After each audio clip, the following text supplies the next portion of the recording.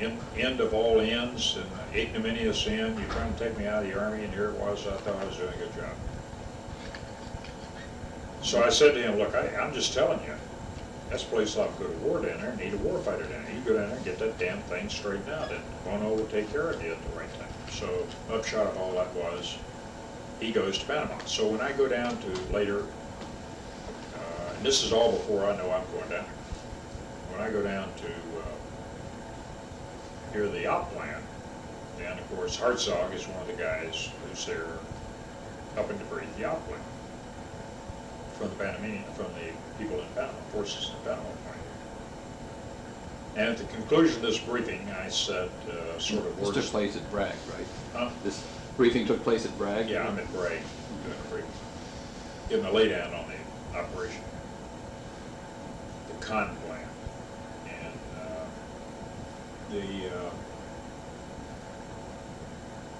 They got done with that. It was an all-day show, and I said, okay, now I want to tell you something. I am not the Sink.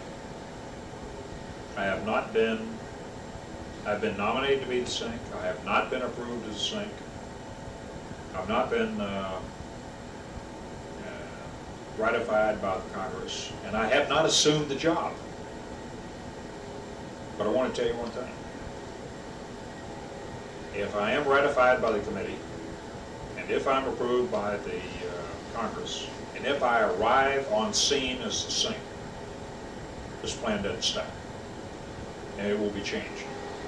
And what we'll do is we'll be doing a parachute assault from the get-go, and the operational headquarters that will be in charge of the operation from start to finish will be 18th Airborne Corps, not the brigade in Panama. Now this is in August, all this is going on. Needless, and then I concluded by saying, I want to remind you, I'm not the Sink, haven't been approved to be the Sink, I haven't arrived on station, so obviously you're obligated to follow whatever is told to you by the current sitting Sink. That was enough to cause the planning cell at Fort Bragg and the planning cell at Panama to go to work to revise the plan. And before I ever got there. So the plan and my own analysis of things to do in Latin America, I took into the tank on the last week of September a country-by-country expose of what I thought ought to be in each one of those countries, and then other matters that pertain. So I said, for example, other matters, one of the things I recommended was clear the decks and get all the dependents out of Panama, which had great unfavorable reaction amongst the several service chiefs. And I said, now, Mr. Chairman, I don't expect you to act on any one of these things, and I would ask that you give me 15 days after I arrive there to ratify my assessment, since I have not been to Panama, and I will send you a message telling you step by step whether these are the right courses of action or whether they should be amended in any way. Is this Crow now, or is... Crow. So this is like on Thursday, Wednesday maybe Tuesday. On Friday, it's Crow's graduation exercise. Colin Powell is to be inducted. I go to the graduation exercise over at Annapolis for Crow's retirement, and get on an airplane right after that at Andrews. I'm in green uniform at the ceremony. It's over about 1 or 2 o'clock in the afternoon, as I recall it.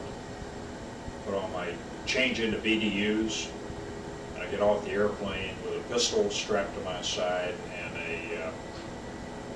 and my BDU uniform when I arrive in Panama late afternoon, like 7 o'clock on the 29th day of September. wanted to make a statement when I got off of that. In fact, I was in BDUs, and I knew that the Panamanian press would see everything, so I'd photograph it, and of course they did.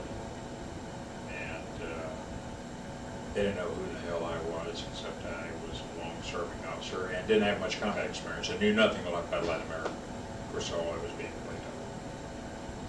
And I took with me the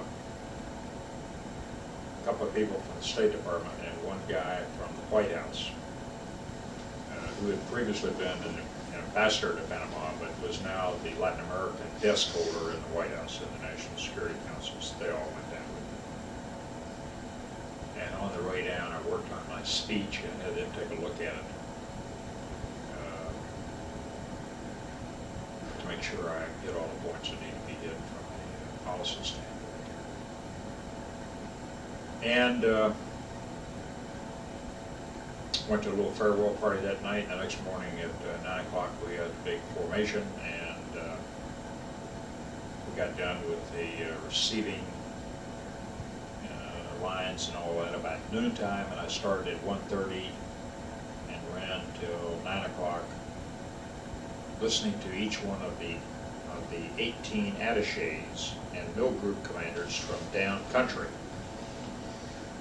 give me a dump about what was going on in their particular country. And this went on all day, the rest of the day on Saturday the 30th, and all day Sunday the 1st. And each one of these guys would stand up and they'd give me a 1-hour burst on their country. And then that night, I got a call about 9 o'clock. I'd gone back to my digs. I got a call about 9 o'clock that said there was going to be a coup the next morning. Welcome aboard. Welcome aboard. Now, what the coup mongers didn't know was that I had scheduled with Hartzog, he was the only guy in the headquarters that knew it, I had scheduled a call out of everybody in Panama on an emergency call out at 2 o'clock on Monday morning. And I figured there had somehow been a leak about that. So Noriega was going to do something on his own to generate something to welcome this new gringo from the north to Latin America. So when the guys came in and reported that the coup was going to take place, I said, well, who's talked to the coup monger? And the answer was nobody's talked to the coup monger, getting it second and third hand. So I got hold of the original source, who's a female, happened to be the wife of the principal coup monger. And she said her husband had instructed her to pass along to the Americans as to what was going on, although they didn't want any Americans involved in it. So I got hold of my CIA station chief in Panama. Does he work for you? No, he worked for the ambassador, but there wasn't an ambassador there. It was a charge there at the time, a guy named John Maisto, who's now the ambassador in Nicaragua. And got a hold of Maisto, and I got a hold of his CIA station chief, and I had a CIA guy myself, and I got him, those two guys, to go out and interrogate the coup monger's wife in a more definitive stance. And she came back and said, yes, she talked to her husband, and her husband wanted the two CIA guys to talk to him as well. So we had a second meeting as of now about midnight between the two guys and the CIA versus the coup-meister. And the coup-meister again reiterated he didn't want any American help about that. And as a matter of fact, he wasn't sure about how the coup would play out because he wasn't sure about what the Air Force would do. He wasn't sure about whether the cavalry would be for him or against him. And he didn't know where Noriega was going to be the next morning. And So when I called Washington about 2 o'clock in the morning to get hold of Colin Powell, I said to him, there's going to be a coup here at 7 o'clock in the morning. We debriefed the coup master not once but twice, and I believe that the coup is ill-conceived, ill-motivated,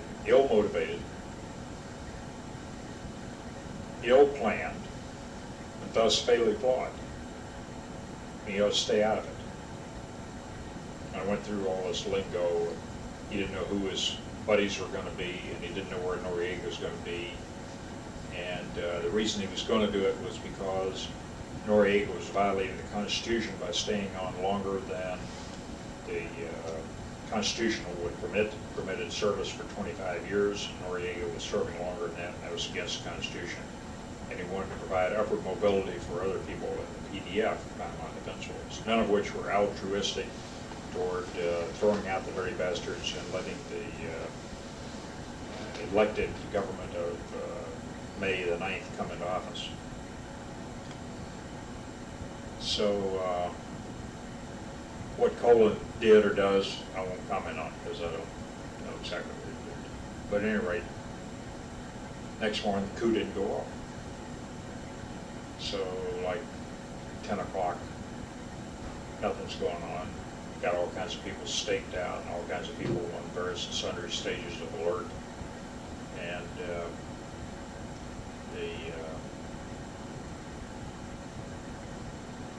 Colin calls up and says, is it on or off? And I said, hell, I don't know. So I got back to Major Heroldi's wife, and Major Heroldi said, well, we postponed it for 24 hours. It's going tomorrow. And meanwhile, at 7 o'clock on the morning of the coup, on Monday morning, Noriega had showed up at the Commandancia, which is in our direct line of sight. We could see there. We had all kinds of devices there to monitor that. And he said, I don't want to take him directly. I just want him to go out and retire someplace, so I don't want to have any face-to-face confrontation with them. Little did I know what this would turn out to be. So I reported all this up to Colin and said Noriega showed up, so no coup.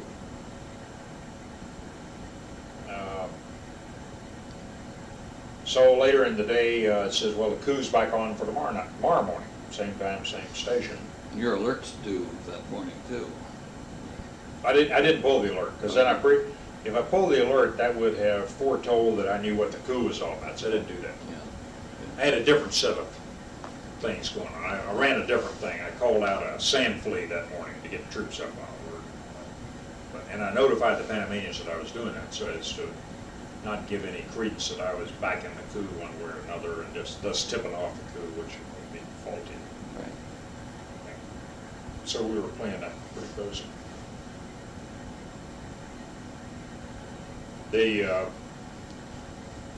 But Heroldi's wife said, yeah, it's going to go tomorrow morning, rain or shine, whether Noriega shows or doesn't show. And meanwhile, I'm getting instructions from Washington, meet with Heroldi and see if Heroldi will include the standing up of the government. Because if he stands up the government, why we make it take a different stance on intervening in the coup if such a coup takes place.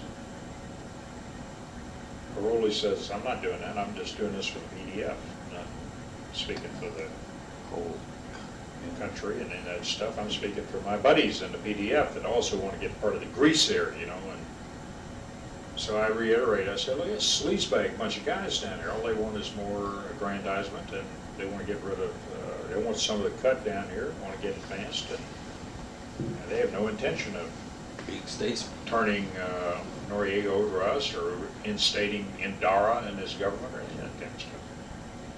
So the upshot of all that is that the coup did go down the next morning. There was substantial shooting and looting, firing, and all that kind of stuff. We had people on standby, and we had people connected so that if we'd had the occasion to, like we asked people, if you detain Noriega, then would you turn him over to us? So we're not turning him over to you. So sure enough, Noriega shows up at the commandancy again the next morning. Well, the coup goes down, and sure enough, Haroldi gets in a room with Noriega for an hour, and Noriega laughs at him. And of course, that's what Haroldi knew was going to happen, and therefore Haroldi didn't want to face him to begin with. He wanted to just abdicate, get out of town. But Haroldi wasn't smart enough to know that when he had Noriega, he should have called us on the telephone, and we'd come and gotten him, and been the end of it. Yeah. And he'd have been a Panamanian hero forever, but he knew in the confrontation between he and Noriega that Noriega would ultimately talk him out of it. Noriega, the master of intelligence, Noriega, the master of the slippery tongue, Noriega, the cat of 9 lives, lay flat. So he was scared to death of Noriega. So he ended up face to face with it. Noriega ridiculed him. And while this all was going on in the talkie, Noriega's aide was on the telephone marshaling forces from outside the city limits, bringing to bear to come in, shoot up all these guys. And when Haroldi walked outside, there was a bunch of guys standing out there with guns, and they arrested him, carried him off, and shot him in afternoon. They pitched some guys off the roof too. Did that happen? Yeah. So, the upshot of all that was a great hoorah in the American press, which says, you know, the Bush administration was a feeble, ill, conceived, although this guy had been a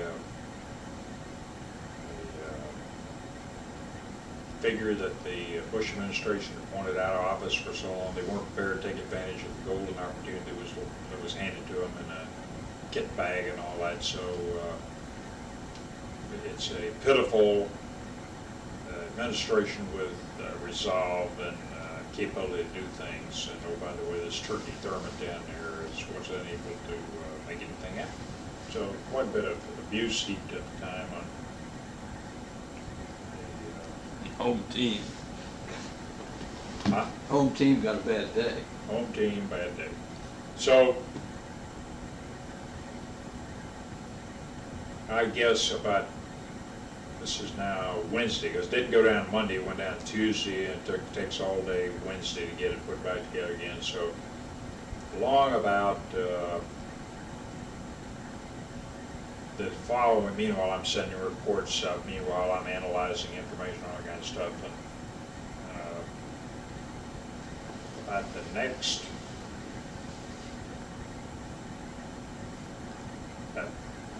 I guess it's about Tuesday of the next week. Colin by now, he assumed the chairman's job same time I took Panama, so he did that on the 30th day of September. And he calls for me to come up and brief the Joint Chiefs of Staff on all the crooks and turns. So we went down there. So I go up there about on a Tuesday, and I got a bunch of butcher charts we put together on what went down by time sequence, very complete description about everything. And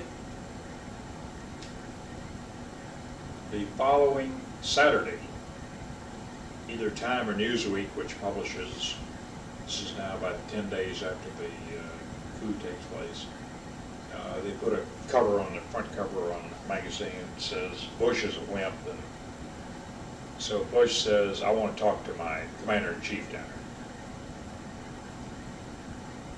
So they sent for me to go up there, and I meet with them on a Saturday, subsequent Saturday, so it's now 2.5 weeks later. And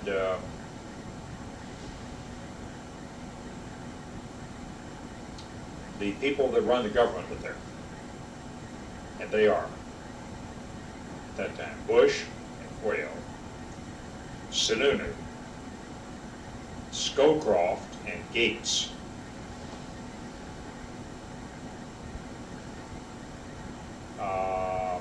Baker, Cheney, and Powell.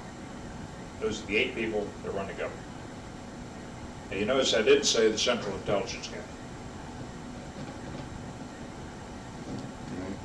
He wasn't here.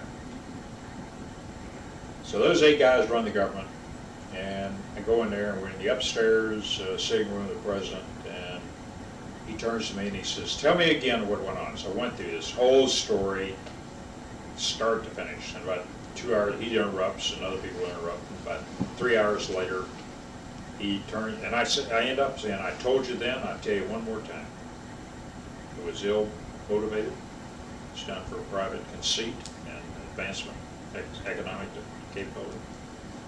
It was ill planned, didn't know who's on the team, who wasn't on the team. Ill motivated,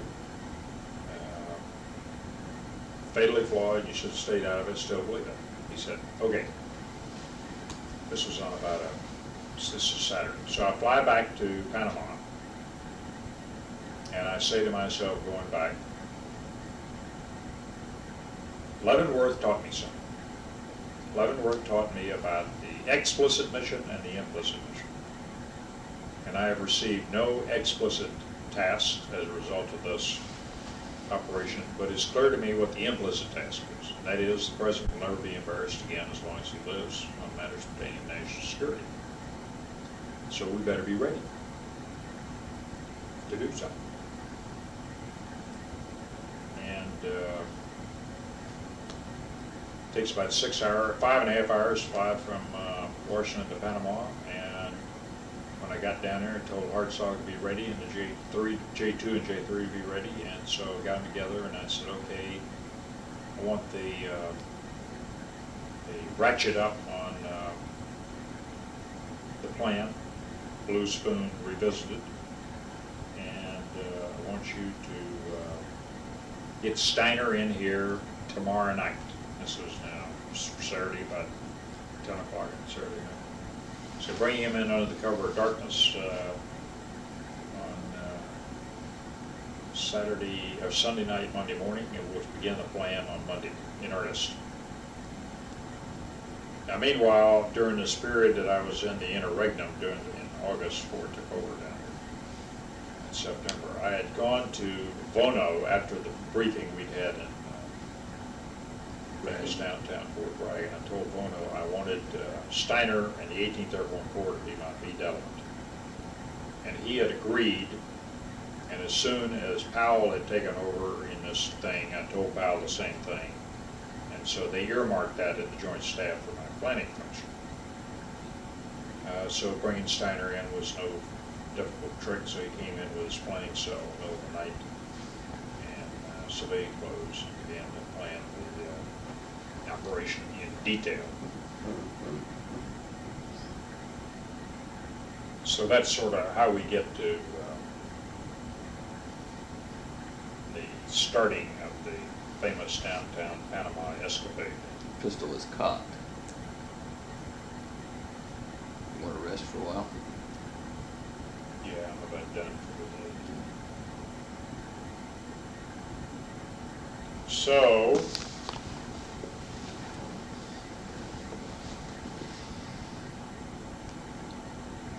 Want to pick up another session? I had been sort of preempted to get back to the chairman and the chiefs on what my plan had been. You know, the plan that I said I really didn't have time to screw around with. I was too busy fighting my way. But one of the things that sort of gets back to the personnel side of things, one of the things that did ratify for me was that I clearly wanted to get the dependents out. Because on the day of the coup, I had 10,000 kids on the streets of Panama in little school buses going all over Panama going to school. And I just, bullets were flying everywhere.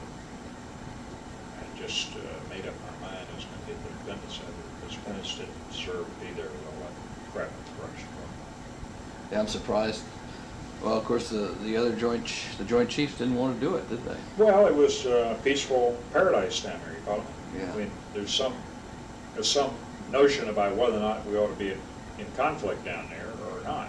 And my view was, as long as Noriega was there and the government had the policy the government had, then we would be at odds with one another, and he'd make a mistake, and we'd have to do something. And at that, my opinion was resolved after I'd seen Bush, when I sort of got the message, although he never said it straight out, he certainly implied that if anything else happens down there, if they harm a single American's head down there, then we'll be on their back. Won't take it. He was not going to get called a wimp again by the American press.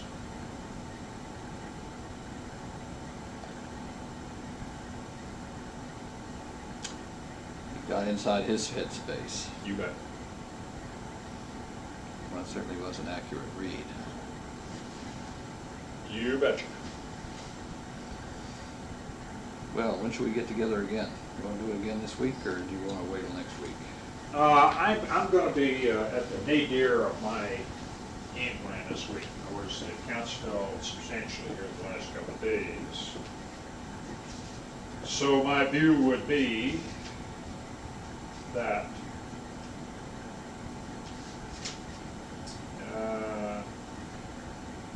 we need to do it Monday of next week or Wednesday of next week.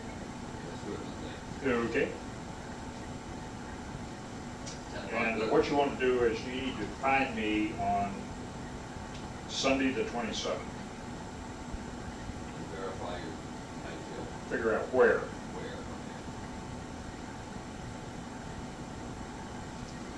And we'll call it, what, 10 o'clock? Right. On Monday the 28th.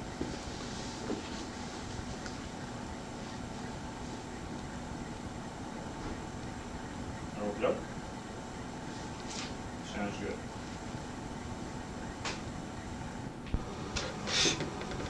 I jerked out some stuff in. I had left this morning at 6 o'clock, hoping to get back here at 11, but displayed the transfer took longer than I thought, so I didn't bring it.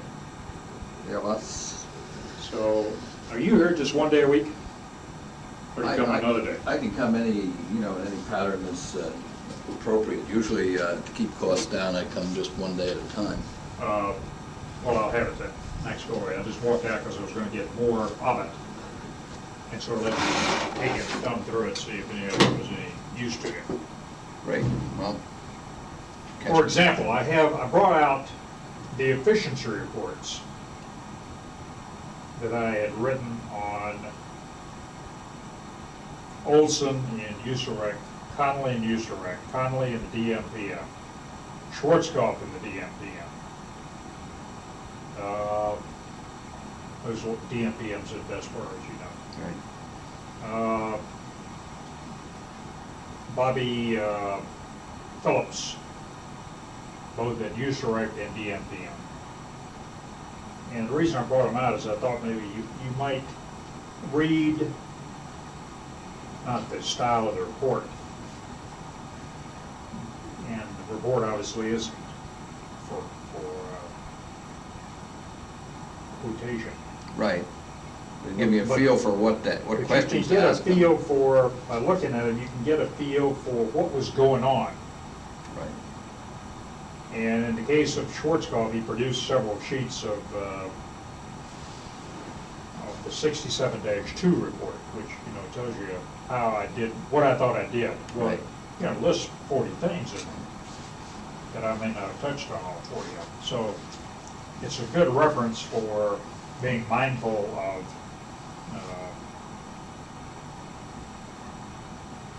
what the tempo of the time was.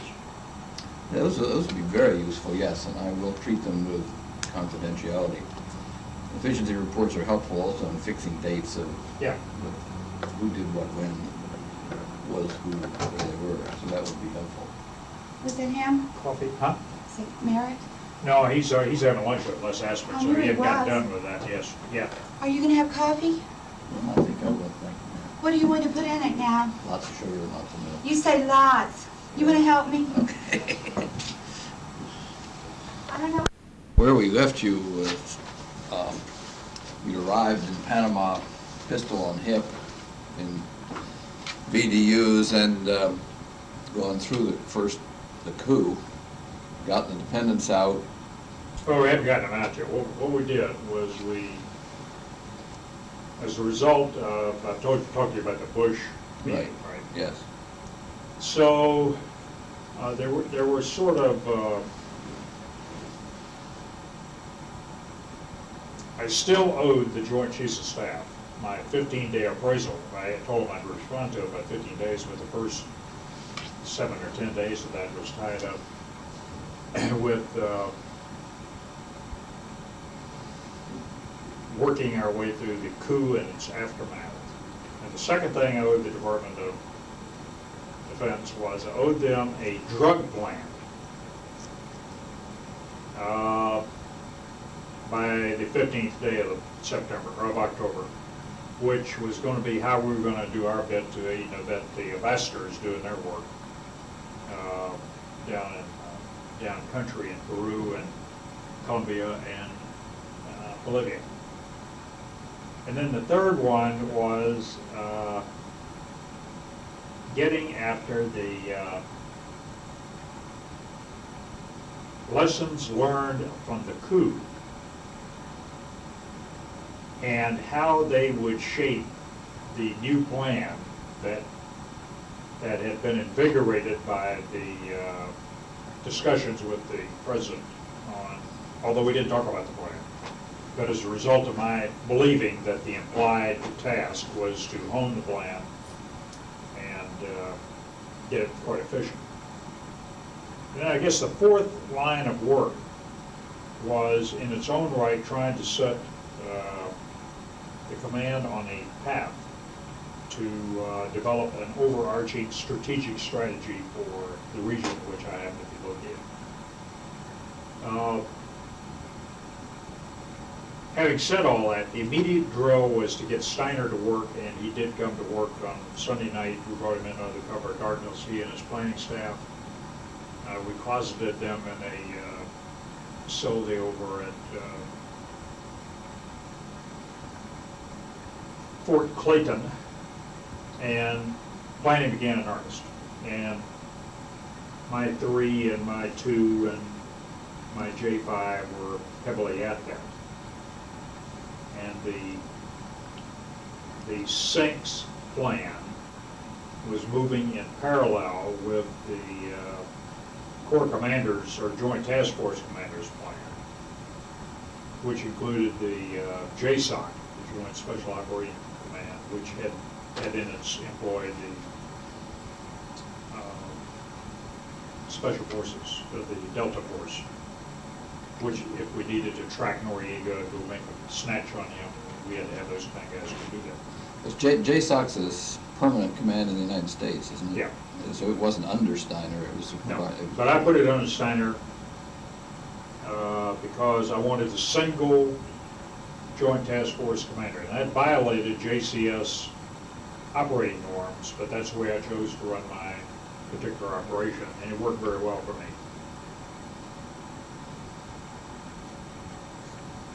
They gave me a single guy to look at the details of the operational plan. He had to work out all the details between the Air Force and Marine Corps and the Navy, the JSOC, and the land forces.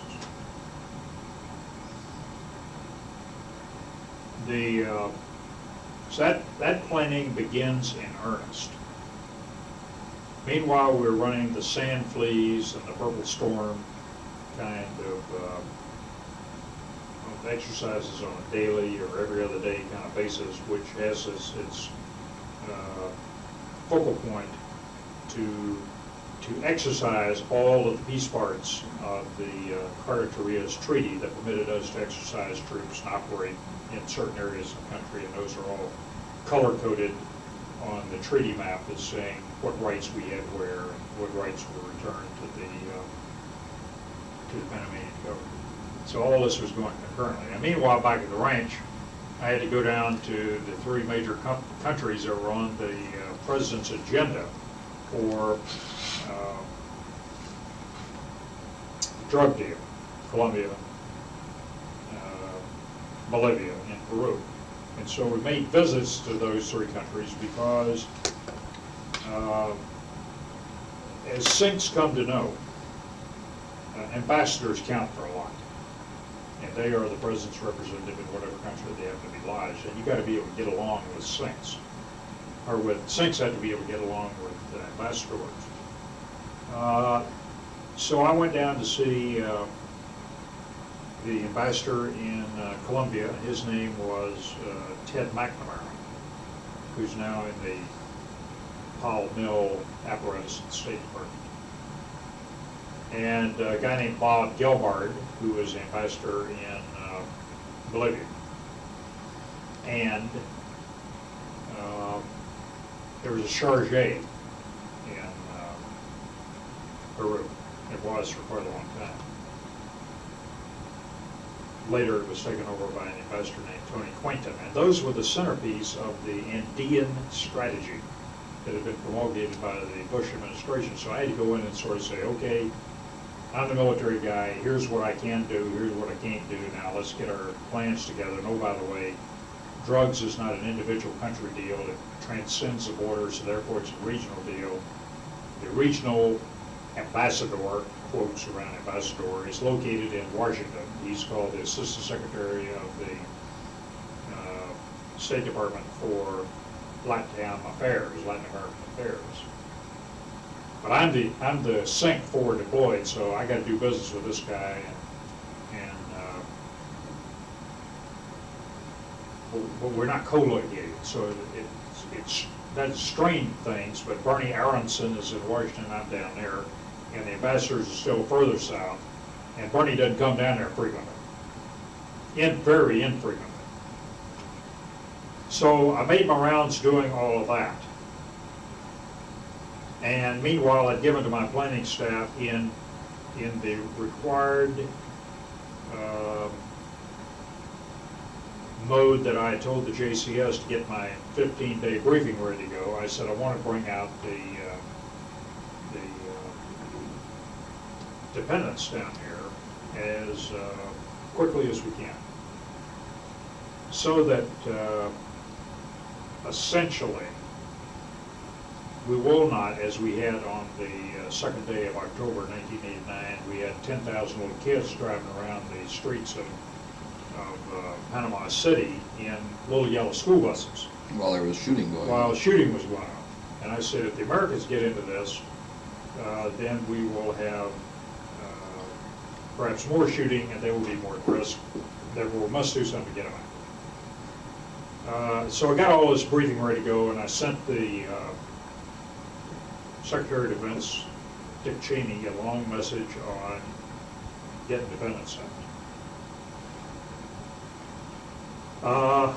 Sent my personnel chief, J1, up to Washington to work with the J staff, because I knew this was a contentious issue. In other words, a large number of people in Washington thought that Panama was paradise, and it wasn't anymore. And we had a high threat environment. Civilians were being hassled, dependents were being hassled, and it just needed to get cleaned out. So we were essentially stripping the decks, and I said we could actually go to a one-year tour then. Well, as soon as I raised a one-year tour for the troops, and for rotation by battalion of Army forces, because didn't need independence down here, then all the hackles go up and they say, you're destroying our quality of life. And in fact, the current CENTCOM, or Southcom Commander General McCaffrey, was at that time a Major General in the Army Operations Staff, and he violently disagreed with that, because I was going to be upsetting family life down in Panama. Now, he'd been down there as a general's aide before, and his view was everything was copacetic. Even after a year and a half of This is after 8 months of being put upon by the Panamanians, beaten up on folks, high incident level and light. But it just tells you that people looked at it with a different filter on their lens. And so I'm not suggesting that they were evil in doing it. I'm just saying my view was I was spending an inordinate amount of time looking after dependents. Had to have MPs running certain routes. At the same time, school buses were running. I mean, that mobile convoy, sort of make sure the buses got there without incident and all that kind of stuff. Because I was determined not to have a bunch of kids hijacked. by a bunch of dim-witted, ill-led Panamanian Defense Force or any of the Dignity Battalion people who were cruising around about that time. Dignity Battalion's a whole other subject, but they were part of the threat environment where we were out there. They had been put together as a quote, People's Army, and their leaders had been sent to Cuba, to Nicaragua for training. And when we found this huge arms cache later on in the operation, 50-some thousand weapons, it tells you that another year or two down there, and it had been quite a different story trying to get that place under control. Was the plan to expand, their plan to expand the number of dignity battalions? Yep. They were doing it as fast as they wanted to recruit them and to train them. So, the month of October was a interesting month, challenging month. Lots of opportunities to excel. Another opportunity to excel. My J3 came in one day after all that was going on for a while. Hartzog had said to me, I can't be a satisfactory J3 in this environment with my wife and family here, and I can't see that the safety of my kids if they're running around the streets of Panama, so I'm sending them home. So it tells you something about the temper of the times down there. Now, the upshot of all that was I had to come to Washington and go around and see all of the several chiefs of staff about getting the dependent center. And none of them wanted to do that. But the plan that I had worked out was, one, you have to be mindful that none of this was preordained that we were going to do any attack in the month of December. There was, however, an orderliness about getting on with the show, but not to say that we're trying to get ready for a 20 December attack, because we were not. That the trigger event was in the hands of Noriega. But you had in your mind your perception of Bush's I had in my unspoken mind wish. the perception of Bush that said, be ready. Not in 1995, but whenever some American gets pushed over or there's an untoward event, you know, we're not going to take it anymore from this guy, because we've been trying to work with him, trying to get him out, and he won't leave. So the scheme I had developed was to get the dependents out at a time which it would mean the least impact, and we would have the least overall impact on children's schooling. Now you may say, that's a screwy thing. If you really thought you ought to get the dependents out, to hell with children's schooling. And I again say, well, in defense of that notion, there was no telling when we were going to do this operation. Therefore, I wanted to be as compassionate as possible about getting little kids through school, and that would make for a happy family. Because what I was going to do is I was going to give the sponsor X amount of time to go make a reconnaissance in the state as his new post, had to get the milpersons of the several services to issue orders to the guy and find out where they're going to put him, so we move the family to that post, then give him a follow-on assignment, you know, in 6 months or Right. 1 year or whatever the hell it's going to be. So no, Very big deal. no insignificant deal, because the idea was, don't hassle the families. I mean, this is a military exigency, but it is not a rout. We're not in a rout deal here. This is 5, 6, 7,000 officers and NCOs whose families, well, those guys had to have assignments picked for them. That's right. And there's some of it served 27 months, and some had served 33 months, and some had gotten there the month before, and you know, I mean, the whole gamut of that. And you were trying to optimize it on a notion of how to make it as family immune as you could get it. Given that you were facing them with a prospect of being separated from their loved one, when in fact they came down there on a 3-year tour. We're trying to ameliorate the hardship on families.